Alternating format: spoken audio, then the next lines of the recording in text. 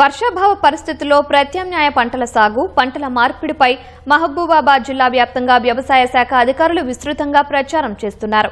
బయ్యారం మండలం కొత్తపేటలో వ్యవసాయ శాఖ అధికారి రాజు వినూత్న రీతిలో ప్రచారం నిర్వహించారు. గ్రామంలో రైతులతో కలిసి డప్పు కొట్టుకుంటూ ర్యాలీ నిర్వహించి రైతులకు అవగాహన కల్పించారు.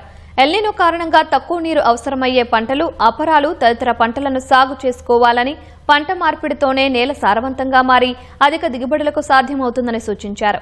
వరి, మొక్కజొన్నలో అధిక యూరియా వినియోగం వల్ల కలిగే నష్టాలపై రైతులకు వివరించారు.